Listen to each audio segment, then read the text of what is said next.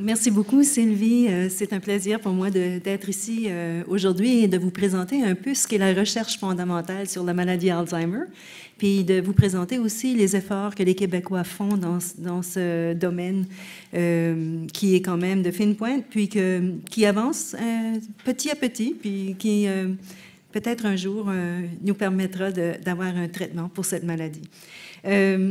Quand on a décidé de la date de ma conférence pour Avantage, j'avais dit à Nikim, fais-le en avril parce qu'il n'y aura pas de neige. J'ai été horrifiée hier soir quand j'ai vu que la neige tombait tellement vite, je n'arrivais pas à le croire. On avait choisi la journée exactement. Mais merci beaucoup de vous être déplacés malgré la neige puis les terrains mouillés qu'on a aujourd'hui. Alors, comme Sylvie l'a dit, moi, je travaille à l'hôpital général juif. Mon laboratoire, il est à l'Institut Lady Davis, à peu près ici, au 4e étage. C'est là que je passe la majorité de mes heures à travailler sur la maladie Alzheimer. Et la maladie Alzheimer, vous savez probablement que c'est une maladie qu'on en entend parler beaucoup. Parce qu'aujourd'hui, il y a 750 000 individus au Canada qui sont atteints de la maladie Alzheimer. On prévoit qu'en 2030, ce chiffre va augmenter à 1,4 million d'individus. C'est beaucoup de personnes. Les coûts monétaires aux contribuables canadiens chaque année sont de 33 milliards de dollars par année, présentement. En 2040, ce sera 293 milliards de dollars par année. Donc, vous pouvez voir l'importance de trouver un médicament est urgente parce qu'on ne pourra pas, avec la Société canadienne, notre système de santé, pouvoir payer les coûts qui vont être associés avec autant de personnes malades. Bien sûr, les coûts sociaux sont incommensurables et touchent pas seulement la personne atteinte, mais aussi la famille, les amis et bien sûr la société en entier qui doit couvrir tous les frais, des frais de soins pour les gens atteints de la maladie d'Alzheimer. Donc, c'est une mission qui est très, très importante, qu'il faut, comme Canadiens et comme Québécois, qu'on essaie de trouver une manière de traiter cette maladie, de la ralentir ou sinon la guérir. Quels sont les symptômes de la maladie Alzheimer? Tout le monde le sait, ça commence un peu avec une perte de mémoire, mais il y a aussi des troubles de l'apprentissage, il y a des troubles cognitifs aussi, et ces symptômes progressent avec le temps. Donc, au début, bien sûr, la maladie Alzheimer est associée au vieillissement, les gens vont être normaux, mais de temps en temps, il y a des personnes qui vont commencer à avoir des petits problèmes de mémoire. On appelle les troubles subjectifs de la mémoire.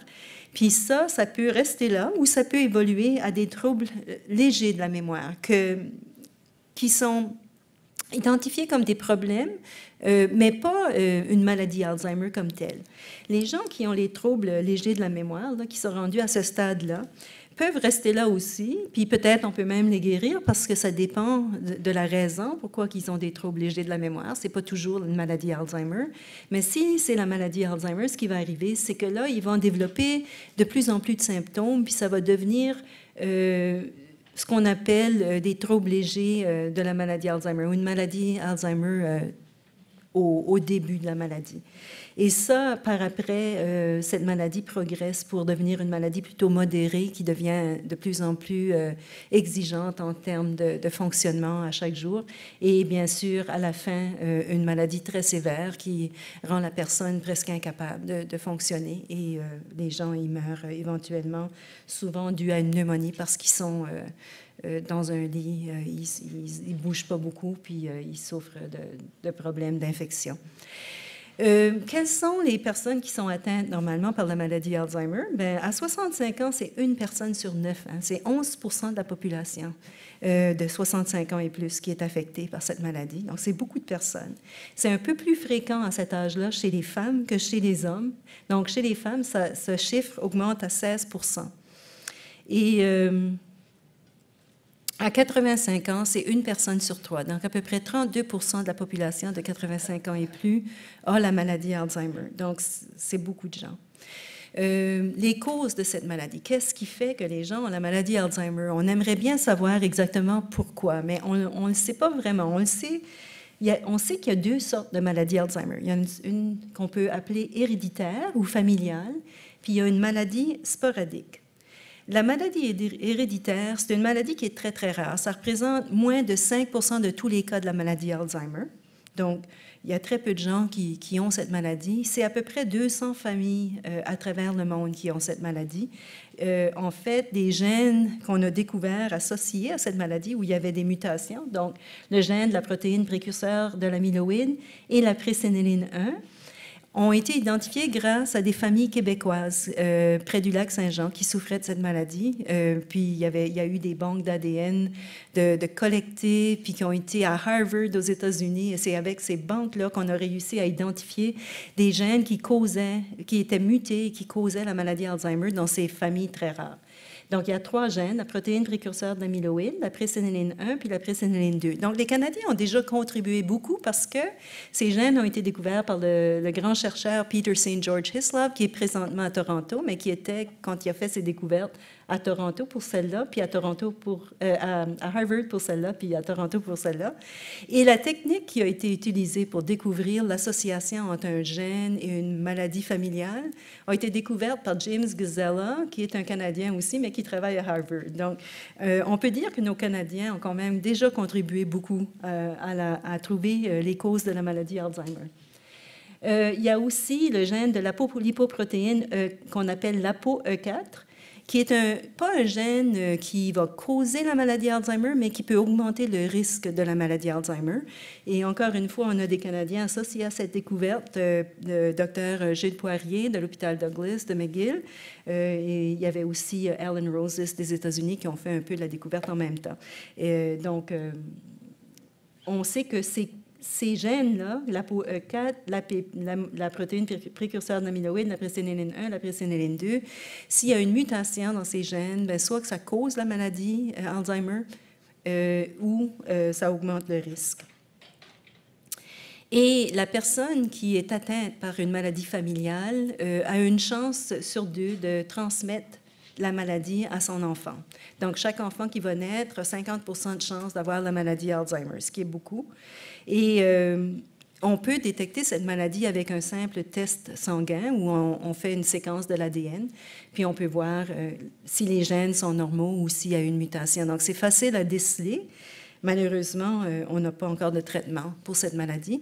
Et les gens qui sont atteints de maladies héréditaires, on sait que c'est une histoire de famille, hein, que les grands-parents, s'il y a un grand-parent qui est atteint, il y avait sûrement des frères et des sœurs qui étaient atteints, puis ensuite, il a transmis ça à la prochaine génération où il y avait 1, 2, 3 personnes qui étaient atteintes, puis, et ainsi de suite. Et les gens qui sont atteints vont développer des symptômes très, très tôt, de 30 à 40 ans. J'ai même vu un cas où il y avait un jeune homme de 24 ans qui avait déjà développé la maladie Alzheimer parce qu'il y avait une mutation de la présénéline 1, ce qui est vraiment très agressif. Donc, on associe beaucoup la maladie Alzheimer avec le vieillissement, mais il y a aussi, dans ces formes rares et héréditaires, des jeunes personnes qui sont atteintes. Puis je ne sais pas si vous avez vu le film Still Alice, mais c'est un film qui présente une femme qui souffre d'une maladie familiale, de la maladie Alzheimer. Puis ça a été écrit par une étudiante en neurosciences de Harvard. Et ils ont fait le film. Moi, j'avais lu le livre déjà il y a quelques années, puis ils ont fait un film qui est remarquable. Puis en fait, Julia Moore, elle a gagné le prix pour la meilleure actrice aux Oscars, je pense, l'année passée ou l'année d'avant. Donc, si vous n'avez pas eu l'occasion de le voir, puis vous voulez comprendre un peu mieux c'est quoi la maladie Alzheimer, bien, c'est un bon film à regarder. Maintenant, il y a la maladie sporadique. 95% des cas de la maladie Alzheimer sont des cas de maladie qu'on appelle sporadiques. Ce que ça veut dire, c'est qu'on ne sait pas vraiment c'est quoi qui cause la maladie dans ces cas-là. On sait que le facteur de risque principal, c'est le vieillissement. Ces personnes ne développent pas la maladie avant, normalement, 65 ans, bien qu'il y ait un petit groupe, à peu près à 5% des gens, qui peuvent avoir la maladie dans la cinquantaine ou la quarantaine même. Mais en général, c'est 65 ans ou plus tard. Il y a une prédisposition génétique qui est soupçonnée. Donc, ça se peut que, parce que dans notre génome, chez les humains, il n'est pas identique d'une personne à l'autre. On a tous des petites variations, ce qui fait qu'on est tous un peu différents les uns des autres. Donc, on pense qu'il y aurait peut-être une prédisposition génétique qui rend les personnes en vieillissant susceptibles à la maladie. Et il y a des analyses qui sont faites, des analyses génétiques avec 50 000 de l'ADN de 50 000 individus, par exemple, où on peut déceler des petites associations entre certains gènes. Par exemple, récemment, c'est beaucoup l'inflammation qui est associée à la maladie Alzheimer. Mais on ne sait pas, il n'y a pas une cause exacte quand même. On pense que les traumas au cerveau peuvent mener à des pathologies qui ressemblent beaucoup à la maladie Alzheimer dans le cerveau, mais aussi à d'autres maladies du cerveau. Et on sait que les maladies du cœur, les maladies vasculaires sont souvent associées à la maladie Alzheimer. Et on pense même récemment que peut-être avec un meilleur traitement des maladies vasculaires, qu'on pourrait peut-être diminuer un petit peu la présentation de la maladie Alzheimer en vieillissant. Mais c'est toutes des hypothèses. On ne sait pas vraiment encore à 100% si c'est ça ou pas. Est-ce qu'il y a des traitements pour la maladie Alzheimer? Bien, et malheureusement, il n'y a aucun médicament ou traitement qui existe aujourd'hui pour prévenir ou guérir la maladie Alzheimer. Il y a certains médicaments qui existent pour ralentir les symptômes et ceux-ci fonctionnent chez certains individus et pour une période de temps assez courte, peut-être de 1 à 2 ans. Donc, ce n'est pas idéal comme médicament. En fait, la maladie Alzheimer, c'est la seule maladie dans les 10 causes de mort en Amérique du Nord là, qui n'a aucun traitement efficace. Puis quelque chose que je ne savais même pas avant que je commence à faire cette diapo, puis j'ai été voir des statistiques, c'est que cette maladie Alzheimer, elle tue plus d'individus que le cancer du sein puis de la prostate combiné aux États-Unis. Donc, on pense que c'est pas grave parce que, bon, les personnes vieillissent et tout ça, mais je pense que c'est... Pour la société, si les personnes peuvent vieillir avec un cerveau en santé, c'est beaucoup mieux parce qu'ils peuvent nous donner beaucoup de leur expérience. Les personnes vieillissantes ont beaucoup à contribuer encore à la société et ils veulent vraiment pas devenir un fardeau non plus. Alors, ça serait avantageux pour tout le monde de trouver un médicament.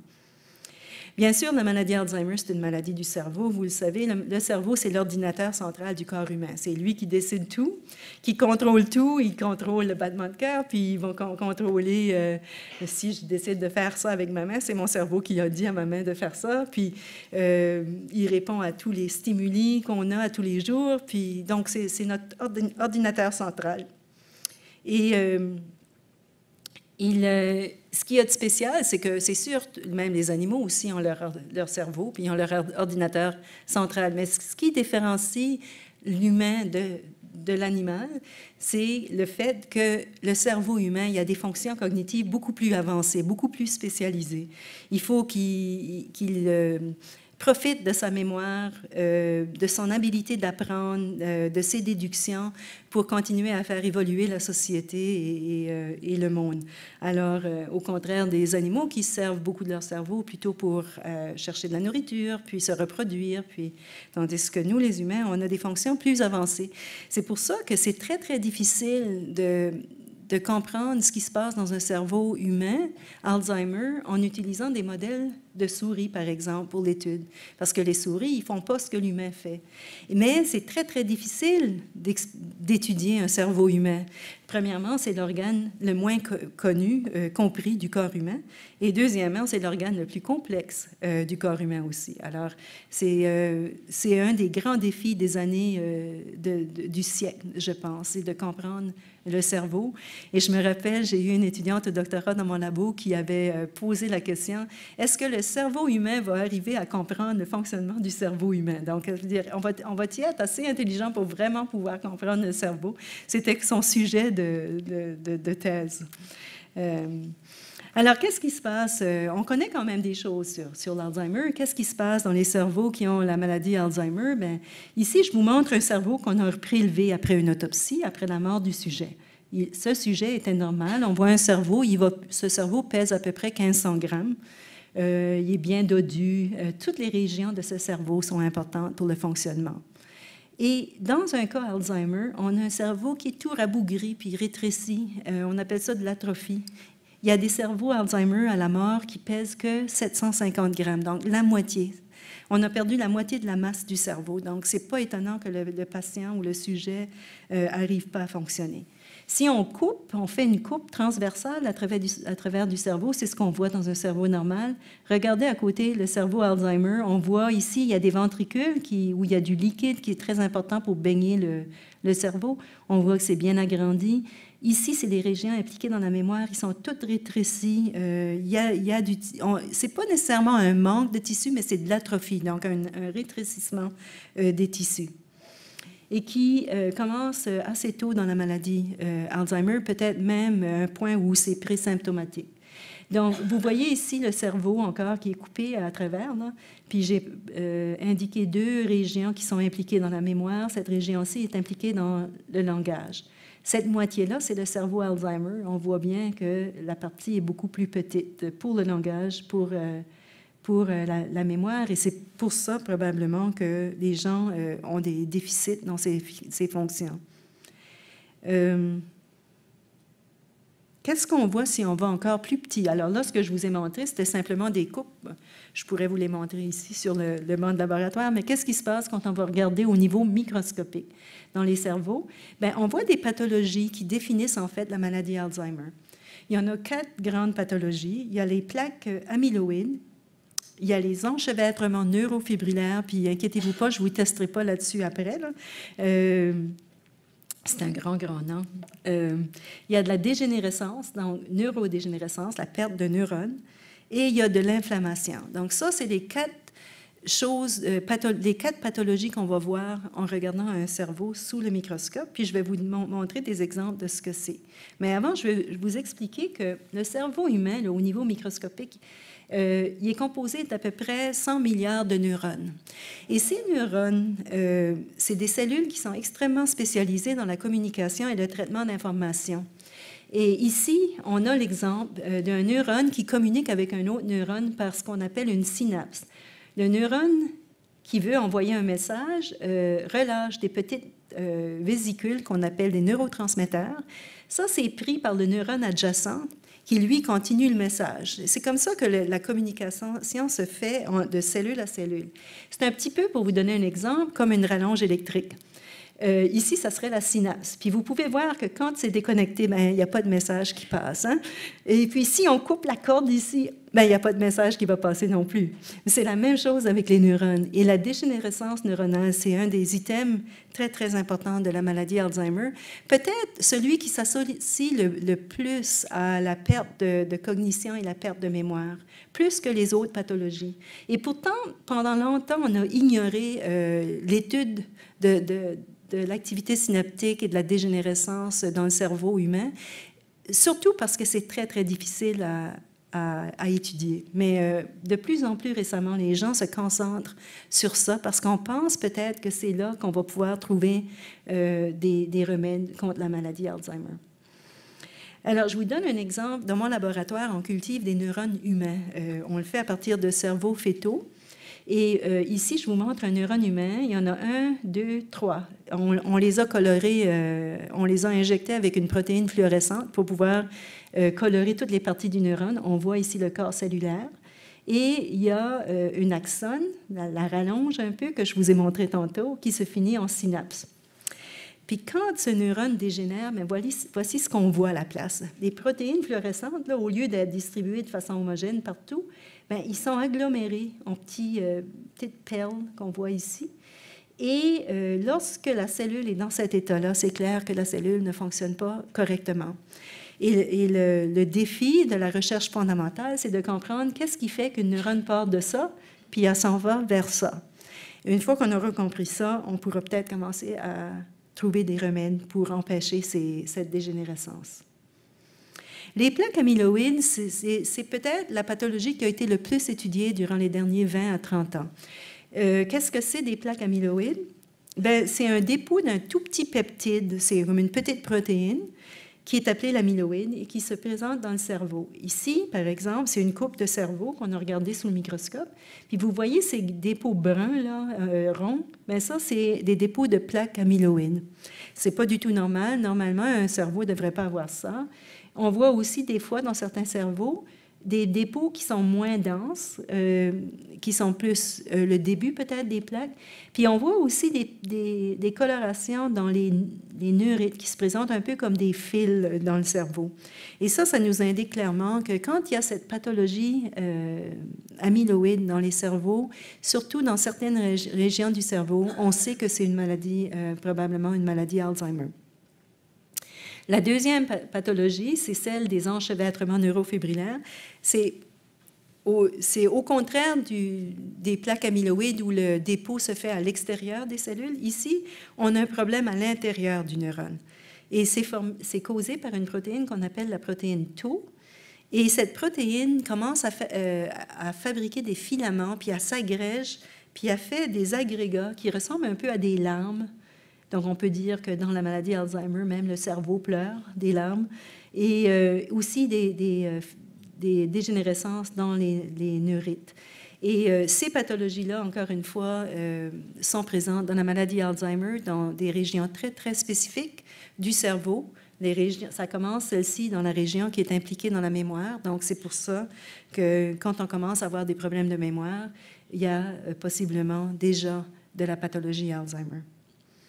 Et la dernière pathologie, c'est de l'inflammation. Maintenant, par le passé, on a pensé que l'inflammation du cerveau qu'on voyait était causée soit par les plaques amyloïdes, la dégénérescence neuronale ou les enchevêtrements neurofibrillaires. Mais récemment, on s'est posé la question, peut-être qu'on avait tort. Peut-être que l'inflammation, c'est celle qui amène à toutes ces pathologies. Et il y a de plus en plus d'évidence qui montrerait que c'est une possibilité. Donc, des médicaments qu'on envisage, c'est des anti-inflammatoires.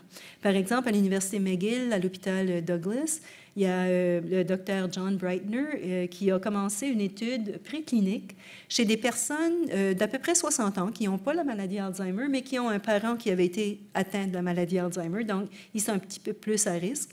Et il les traite avec des anti-inflammatoires, puis il regarde avec les années pour voir si les gens qui ont reçu des anti-inflammatoires vont moins développer la maladie Alzheimer que ceux qui n'ont pas reçu les anti-inflammatoires. Donc ça, c'est une approche.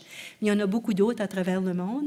Et la génétique nous montre que définitivement, il y a des marqueurs inflammatoires qui sont impliqués dans la maladie Alzheimer. Donc c'est important de regarder cette possibilité-là comme un autre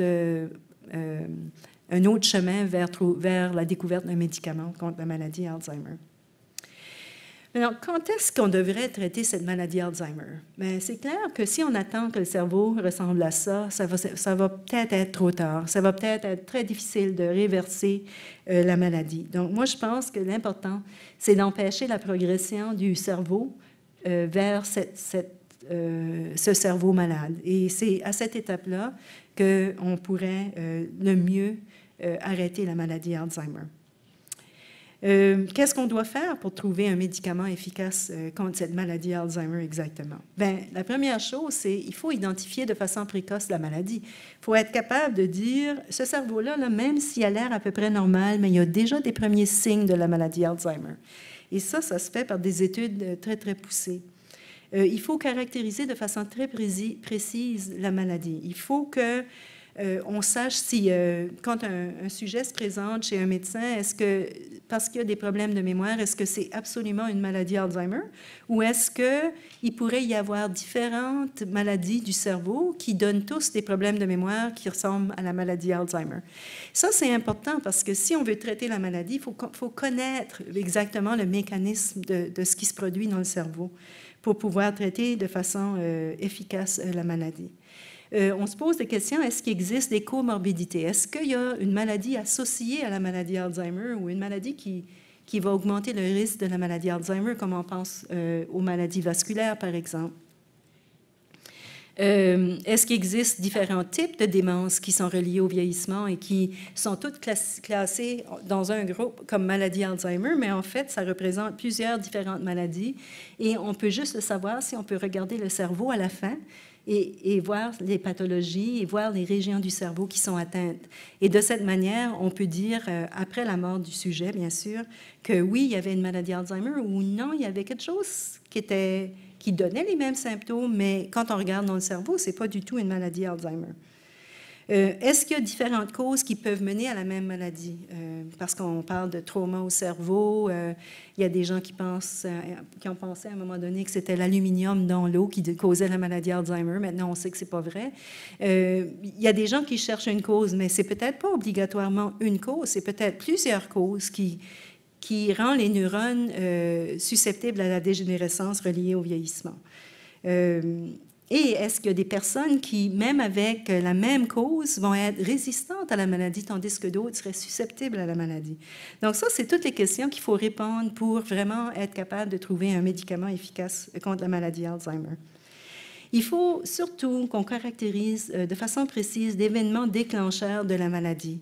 Donc, ce qu'on espère, c'est de trouver au moins un point commun dans le neurone dégénéré qui enclenche le mauvais fonctionnement du cerveau. Et là, on pourra appliquer un traitement. Et quand on cherche ces événements déclencheurs, on appelle ça des cibles thérapeutiques. Donc, ça veut dire que on sait un peu une cause, c'est soit une molécule, une protéine, un lipide, un acide nucléique, puis on va pouvoir cibler cette cause-là avec un médicament pour empêcher l'effet néfaste. Donc, il y a à peu près 3 ans, avec Sylvie Belleville comme directrice et moi comme co-directrice, on a débuté une étude qui s'appelle CIMAQ, qui est le consortium de recherche sur la maladie Alzheimer au Québec, et dans le but, justement, de répondre à ces questions-là. Donc, comme je vous l'ai dit, Sylvie, on l'a déjà présenté, la directrice. Moi, je suis la petite co-directrice. C'est Sylvie qui fait la majorité du travail, avec Annie Kim comme Gilbert comme gestionnaire. Et on a à peu près 70 chercheurs québécois à tous les niveaux qui travaillent ensemble pour former ce groupe CIMAQ. Les chercheurs proviennent des 4 universités québécoises qui sont associées à des facultés de médecine, donc l'Université Laval, l'Université de Montréal, l'Université de Sherbrooke et l'Université McGill. Et il y a aussi à peu près 10 différents centres de recherche où il y a des chercheurs qui travaillent avec nous sur CIMAQ. Donc, c'est vraiment un effort de groupe et avec toutes les questions qu'il faut répondre pour guérir la maladie Alzheimer, je pense que c'est un effort qui est absolument requis pour pouvoir trouver le médicament.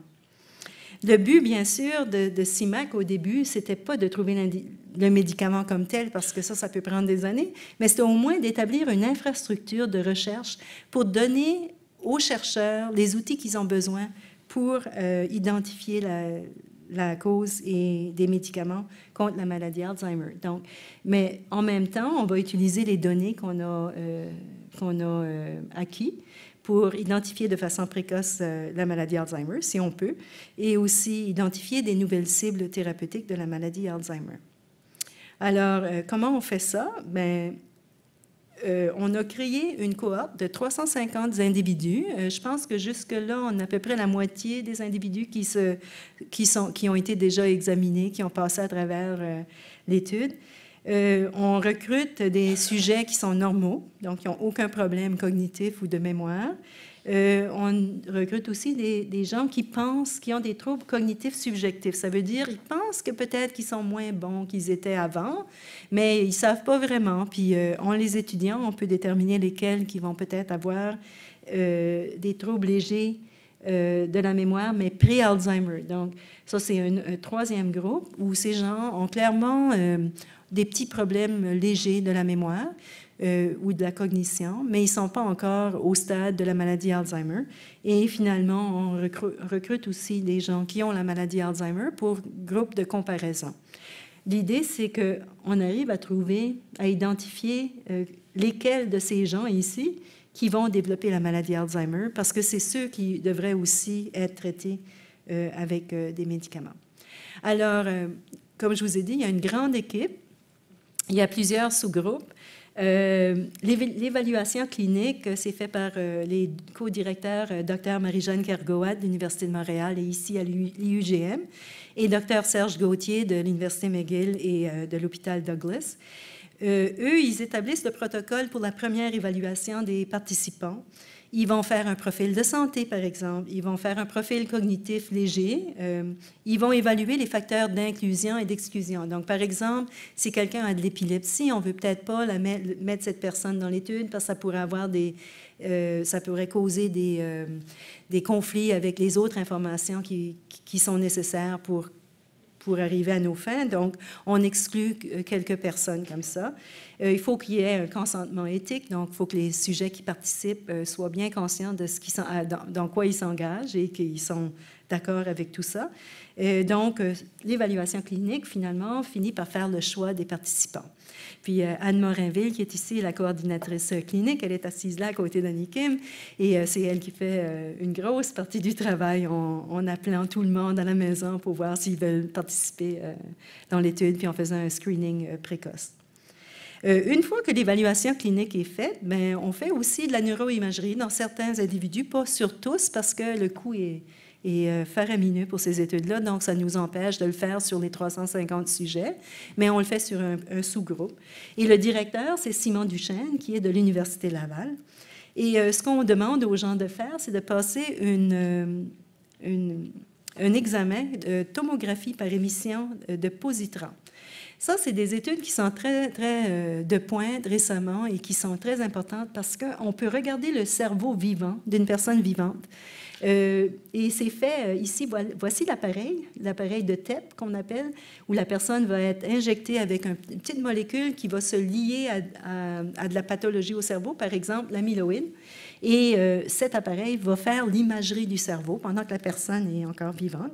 Et quand on regarde les images, on voit ici, par exemple, ça je pense c'est un TEP qui a été fait avec la bêta-amyloïde, où c'est très rouge, là, bien, ça montre qu'il y a ce sujet-là, il y a beaucoup de bêta-amyloïdes déjà. Le jaune foncé aussi, il y en a pas mal, tandis que celui-ci, il n'y en a pas, à peu près pas. Et ça, cet appareil-là, ça nous permet de déterminer si une personne qui n'en a pas aujourd'hui, est-ce que dans 2 ans, il va en avoir? Si on refait le test dans 2 ans, est-ce qu'il a passé de cette étape-là à cette étape-là? Et 2 ans plus tard, est-ce qu'il a passé à cette étape-là? Ça nous permet aussi, si on a un médicament, de dire, avant le médicament, le sujet, il était là. Est-ce qu'après le médicament, il y a une amélioration? Est-ce que l'amyloïde, elle est partie? Donc, ça veut dire que les pathologies s'en vont. Donc, ces études sont très importantes. Pour comprendre bien, pour bien comprendre la maladie Alzheimer. Il y a aussi, après, les tests neuropsychologiques. Ça, la directrice, c'est Sylvie Belleville, ici, de l'Université de Montréal et l'UGM, avec Carole Hudan de l'Université Laval, qui co-dirige cette équipe.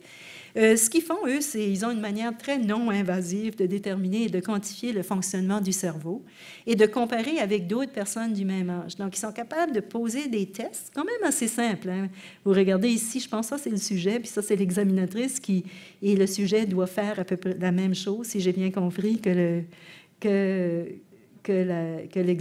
celle qui fait l'examen.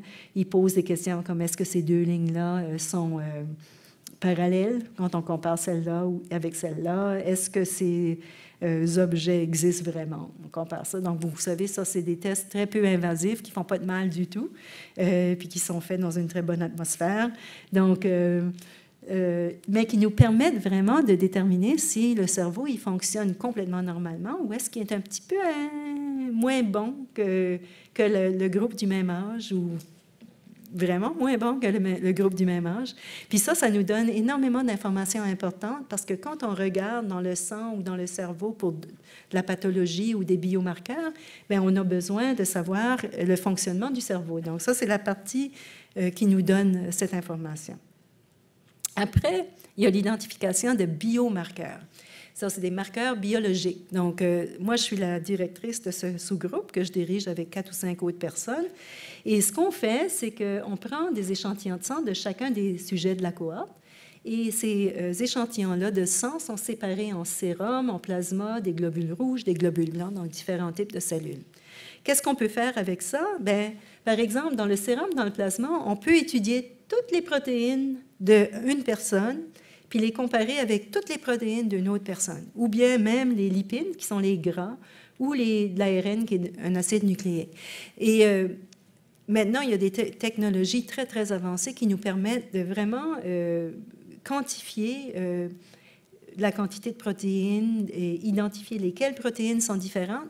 Le but de ça, c'est de déterminer si, dans les gens qui avaient des troubles subjectifs et qui éventuellement développeraient des problèmes vraiment Alzheimer, est-ce qu'on pouvait déjà déterminer qu'une protéine, par exemple, était augmentée ou diminuée quand il y avait seulement les troubles subjectifs? Puis ça pourrait nous donner un pouvoir prédictif de la maladie plus tard. Donc, les études ne sont pas faites encore, mais l'infrastructure est là. Dans les globules rouges, on peut aussi regarder s'il y a certaines toxines qui sont présentes et qui différencient les gens qui ont l'Alzheimer ou des troubles de mémoire des autres qui sont normaux. Dans les globules blancs, c'est une source de l'ADN, du génome, qui nous permettent de faire des séquences de gènes, par exemple. Et aussi, ça nous permet de recruter des cellules souches. Donc, à partir... bon, ici, pour l'ADN, c'est des tests génétiques, comme on peut déterminer si le patient a un ApoE4 ou un ApoE2 ou un ApoE3, ou on peut regarder s'il y a des mutations dans la protéine précurseur de l'amyloïde, la présénéline 1, la présénéline 2. Avec des cellules, globules blancs, on peut produire des cellules souches qu'on peut ensuite redifférencier en neurones, en microglies, en astrocytes, qui sont d'autres types de cellules qui se trouvent uniquement dans le cerveau. Mais je vais revenir un peu là-dessus plus tard. On demande aussi au sujet de donner du liquide céphalorachidien parce qu'ici, on a déjà, en recherche, trouvé des marqueurs qui sont pas mal prédictifs de la maladie Alzheimer. C'est l'amyloïde, le tau, la protéine tau, la tau qui est phosphorylée, donc qui a été modifiée un petit peu. Et en quantifiant ces protéines-là, on peut voir que des gens qui ont l'Alzheimer en ont moins d'amyloïdes, mais ils ont plus de la protéine tau, par exemple. Et ces marqueurs, on peut aussi identifier complètement des nouveaux marqueurs. On pourra continuer la recherche avec ce liquide céphalorachidien pour trouver d'autres marqueurs qui vont augmenter notre précision pour identifier la maladie Alzheimer. Encore une fois, ces marqueurs-là sont très, très utiles. Si on a un médicament à tester chez des gens en phase clinique, bien, on utilise le liquide céphalorachidien pour voir s'il y a une diminution des marqueurs qui sont associés à la maladie Alzheimer avec le traitement. Comment on recueille le liquide céphalorachidien? Là, je ne vais pas vous faire peur, mais c'est comme ça que ça se produit. C'est fait par un neurologue, bien sûr, parce que le liquide céphalorachidien, c'est un liquide qui baigne le cerveau, donc, mais comme le cerveau, c'est une continuation aussi de la moelle épinière, bien, le liquide s'en va dans la moelle épinière. Et le médecin est capable de mettre une seringue, une aiguille, entre les vertèbres, dans le dos, et recueillir un 10 ou 20 millilitres de liquide. Vous en avez à peu près 120 millilitres dans le cerveau, donc 10-20 millilitres, c'est correct. Puis dans 1 heure, le liquide va s'être régénéré. Donc, normalement, il peut y avoir des effets secondaires, bien sûr, puis le clinicien va sûrement expliquera ça à tous les participants. Mais en général, c'est peut-être un petit mal de tête après, mais pas grand-chose de plus. Si tout va bien. Et avec le liquide céphalorachidien, comme je vous ai dit, on va être capable de mesurer le taux et le type de protéines qui se retrouvent chez les gens qui ont la maladie Alzheimer par rapport à chez les gens qui ont seulement des troubles cognitifs légers ou d'autres qui avaient des troubles subjectifs ou bien ceux qui sont complètement normaux, qui n'ont aucun problème cognitif. On peut facilement comparer entre les différents groupes et essayer de trouver des marqueurs qui vont nous dire que telle personne a la maladie ou non. Et on peut aussi utiliser ce liquide céphalorachidien pour déterminer si les mécanismes moléculaires de dégénérescence, par exemple, qu'on a identifiés en laboratoire, se produisent chez des individus. Puis la dernière chose qu'on demande aux gens, c'est qu'à la mort, ils nous donnent leur cerveau à l'autopsie. Et ça, c'est fait par Naguib Meshawar, le directeur de la banque de cerveau Bell à l'hôpital Douglas de l'Université McGill. Et le cerveau est une source d'information très, très, très importante pour nos études parce que, comme je vous ai dit, on peut avoir tous les symptômes de la maladie Alzheimer, mais on n'a peut-être pas la maladie Alzheimer. On peut juste le confirmer à l'autopsie. Et ça, c'est fait par un neuropathologiste qui va étudier et analyser de façon physique le cerveau et déterminer si vraiment ce cerveau provenait d'une personne qui a la maladie Alzheimer. Mais en plus, après le diagnostic, il reste beaucoup de tissus. Mais les chercheurs en recherche fondamentale peuvent utiliser le reste du cerveau pour leurs études, pour identifier des nouveaux mécanismes de maladie. Donc, c'est important d'avoir le cerveau. Donc, qu'est-ce qu'il nous reste à faire? Maintenant, on a établi l'infrastructure, ça roule, on est arrivé avec tous les protocoles. En fait, ça a été, je pense que ça a été un grand succès. Ben là, il faudrait qu'on utilise toutes ces bonnes données puis ce matériel biologique pour identifier la bonne cible thérapeutique, pour identifier des médicaments. On veut définitivement développer ce médicament. Donc, aujourd'hui, qu'est-ce qu'on a comme médicament contre la maladie Alzheimer? Au début, je vous l'ai dit, on n'a pas grand-chose. Des médicaments qui fonctionnent plus ou moins bien pour une courte période de temps.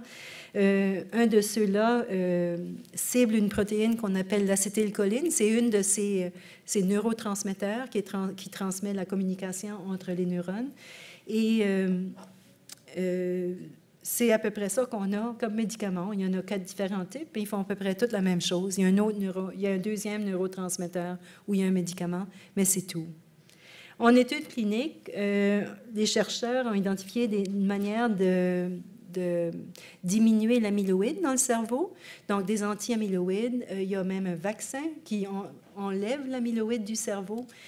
Ça marche super bien chez les souris. Les souris avaient des problèmes de mémoire, on les vaccine. Après un certain temps, ils perdent leurs problèmes de mémoire puis ils redeviennent normaux. Mais quand on va chez l'humain, ça ne marche pas. On arrive chez les humains à enlever l'amyloïde avec le vaccin, mais on n'arrive pas à améliorer leur sort. Donc, il y a des gens qui disent c'est peut-être parce qu'on n'a pas vacciné assez tôt, il faut peut-être essayer plus tôt, il faut peut-être essayer d'une autre manière ou d'autres vaccins. Mais malheureusement, après 20 ans d'efforts intensifs sur l'amyloïde, il semblerait, puis d'après moi, qu'on n'arrivera pas à guérir la maladie avec cette approche-là.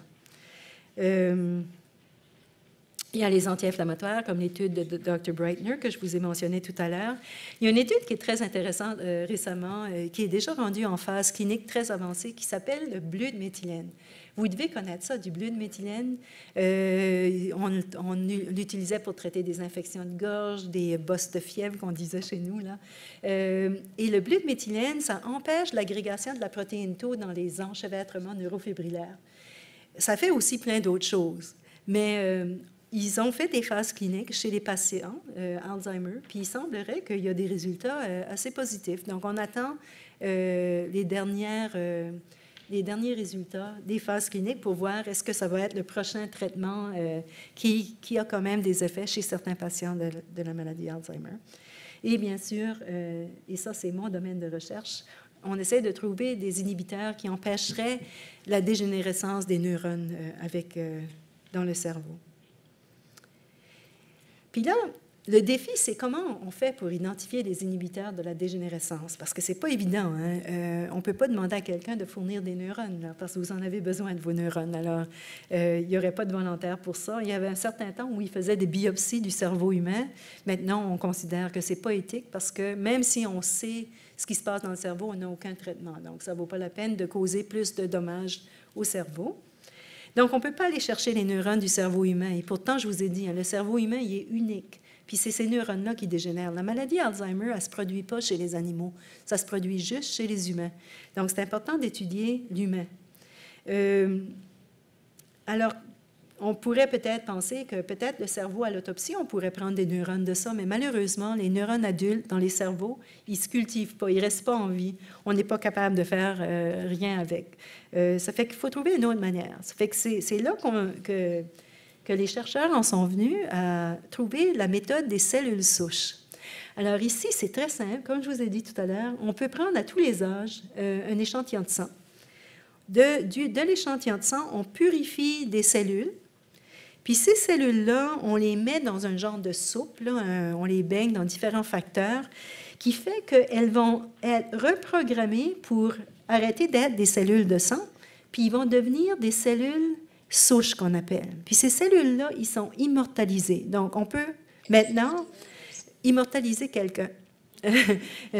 En fait, on congèle les cellules dans le congélateur. Dans 20 ans, on peut aller chercher les mêmes cellules, les remettre en culture, puis on va avoir des cellules vivantes. Puis ça, c'est déjà toute une avancée des derniers 5 à 10 ans, là.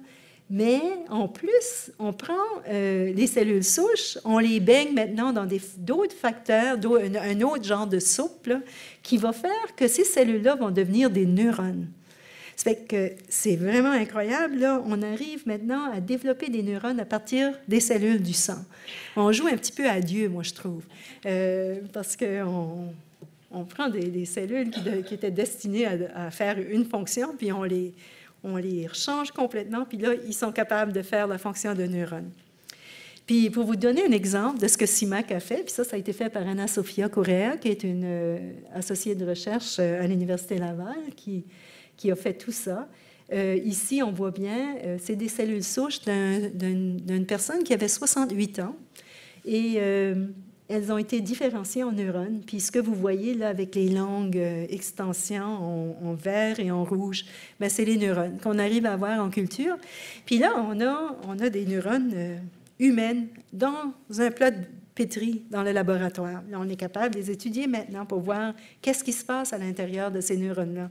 Est-ce que quand on cultive des neurones de cellules souches de sujets normaux, on n'a aucune dégénérescence, et celles qui vont venir de patients Alzheimer, est-ce qu'ils vont dégénérer plus vite? Est-ce que ça va être la même chose, ou est-ce qu'ils vont être prédisposés à la maladie si on les stresse un petit peu? Celles-là vont dégénérer, puis celles-là, elles ne vont pas dégénérer. Donc, on peut se servir de ces systèmes-là pour identifier les mécanismes moléculaires de la maladie Alzheimer.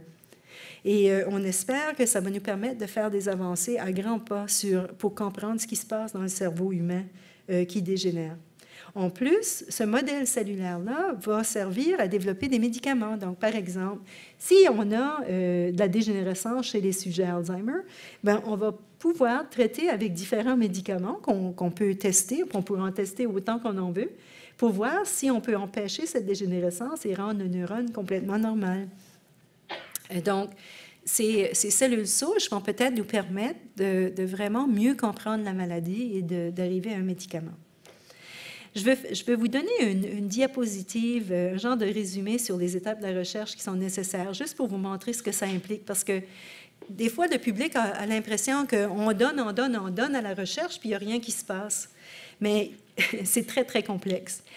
J'ai mis des étapes ici. La première étape, c'est qu'il faut identifier les outils pour faire l'étude. Okay? Donc, par exemple, la machine TEP pour regarder l'amyloïde dans une personne vivante, elle a dû être inventée par des ingénieurs, par des gens qui sont très forts en mathématiques, en physique. Ça, c'est des chercheurs, recherche fondamentale, qui inventent des instruments pour faire certaines choses sans penser que ça va être applicable à la maladie Alzheimer. La deuxième étape, c'est d'utiliser les équipements qui ont été mis au point pour comprendre mieux le cerveau normal. Puis ça, c'est des chercheurs comme des biologistes cellulaires, biologistes moléculaires, qui vont comprendre le fonctionnement normal d'un cerveau. Puis une fois qu'on a bien compris comment le cerveau normal fonctionne, bien, on peut commencer à comprendre pourquoi il ne fonctionne pas bien, c'est quoi la maladie. Et après, bien là, la quatrième étape, c'est de découvrir les médicaments qui vont arrêter le mauvais fonctionnement du cerveau. Tout ça, c'est de la recherche fondamentale. Puis c'est pas là que la recherche arrête. Après, ça continue. Il faut que ça aille en recherche clinique. Donc là, il faut prendre les médicaments qu'on a identifiés ici, les mettre chez l'humain, les tester chez l'humain, puis voir si ça marche. Je vais vous dire, c'est pas encourageant, mais c'est la vérité. Il y a à peu près seulement 5% des médicaments pour le cerveau qui fonctionnent quand ils arrivent à cette phase-là. Un gros problème, c'est qu'on n'a pas les bons modèles pour étudier les cellules, mais il y en a quand même 5% qui marchent. Ça veut dire que c'est possible de guérir la maladie Alzheimer de cette manière-là. Puis ça, c'est l'étape de la recherche clinique, où on va vraiment chez les humains pour tester.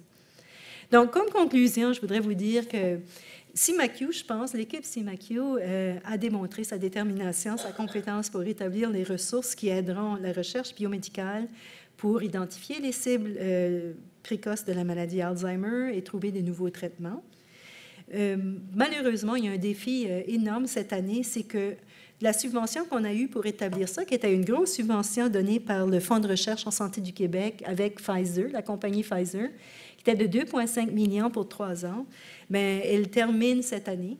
Et là, il faut trouver des sources de subventions pour l'année prochaine si on veut continuer.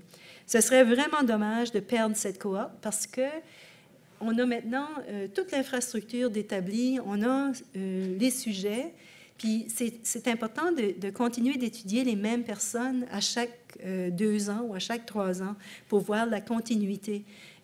Si on n'a pas ça, on va être très limité par ce que la recherche va nous donner à partir de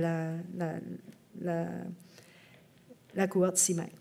Mais je voudrais quand même terminer par remercier FRQS Pfizer pour les fonds parce que, et aussi reconnaître les efforts incroyables de Sylvie Belleville pour établir CIMAC. Elle nous a forcé à avoir 2, 3, 4 des fois réunions par semaine. En plus, la gestionnaire Annie-Kim Gilbert qui passe plus d'heures qu'elle devrait sur le projet, mais qui vraiment a été indispensable pour le bon fonctionnement de cette équipe. Et bien sûr, l'équipe de tous les chercheurs, les 70 chercheurs du Québec qui ont travaillé, qui se sont impliqués souvent de façon bénévole, hein, sans rémunération pour ce projet. Et si vous voulez participer, certaines personnes pensent qu'ils voudraient participer à CIMAC, mais il y a encore des places. Donc, vous pouvez aller soit sur le site web, parler à Anne Morinville, et puis, ou envoyer un courriel. Et il y a l'information sur les tables à l'extérieur si vous voulez ramasser les adresses et les téléphones. Alors, merci beaucoup pour votre attention.